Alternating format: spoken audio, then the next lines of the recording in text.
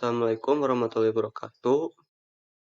Kami di sini akan memaparkan sebuah materi yaitu tentang perulangan POR yang akan dipaparkan oleh rekan saya yaitu Hendra Lesmana dan saya sendiri, Rian Septian Gandhi dari Teknik Informatika kelas A2 Universitas Lanang Buana. Langsung saja ke materinya, yaitu pengertian struktur perulangan POR bahasa Jawa.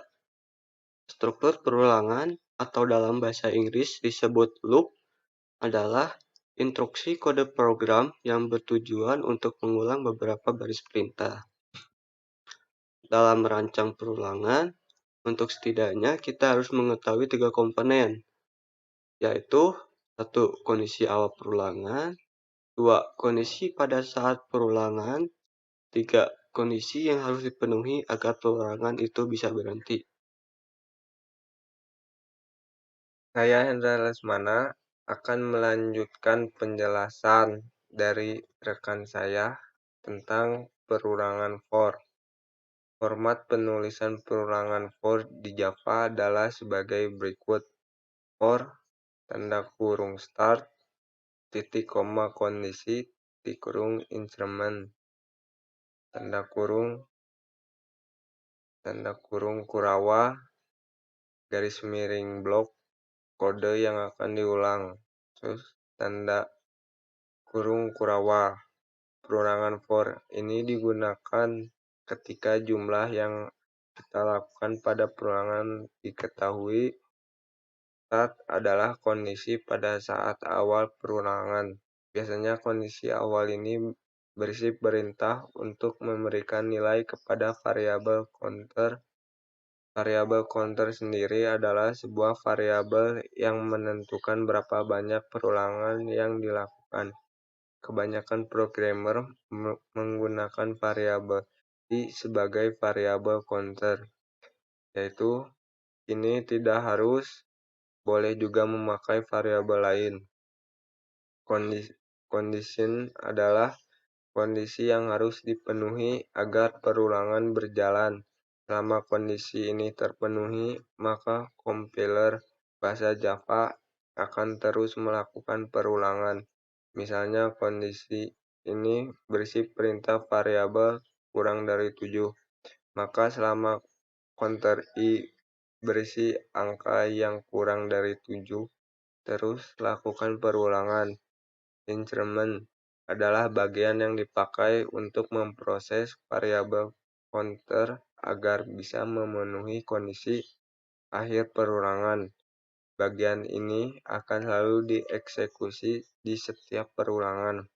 Disebut increment karena biasanya berisi increment operasi seperti i++ yang sebenarnya sama dengan i sama dengan i tambah 1.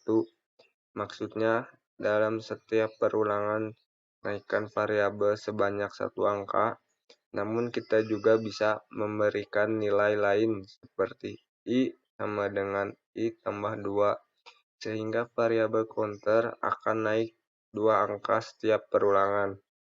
Oke, sekarang kita akan melanjutkan prakteknya dan membuka NetBeans.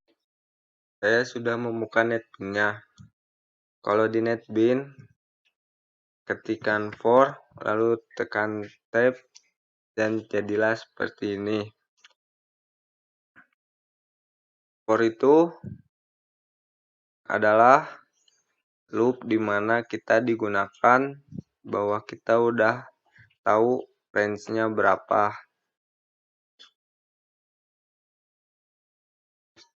Yaitu 10. Dan i sama dengan 0 itu adalah 0. Yaitu kurang dari 10. Dan di sini saya ketikkan sistem out println lalu tanda kurung, dan titik 2 di atas, lalu memasukkan variabelnya.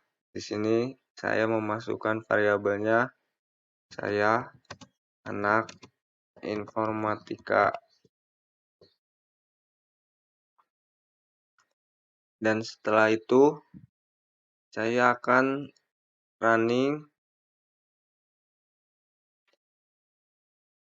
dan melakukan 10 pengulangan seperti ini. Oke, di sini saya akan melanjutkan penjelasan dari rekan saya, yaitu tentang praktek dari perulangan for.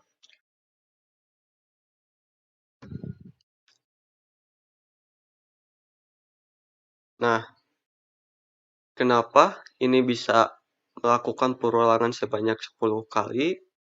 Karena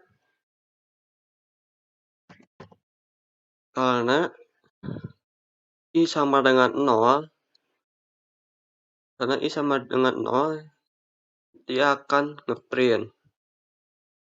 Lalu setelah dia ngeprint, lalu kita bandingkan 0 kurang dari 10, apakah true atau false. Kalau true, dia akan melakukan perulangan tersebut.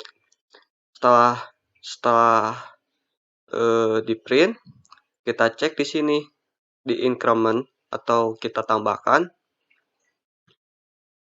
Lalu setelah itu kita ganti I sama dengan 0 ini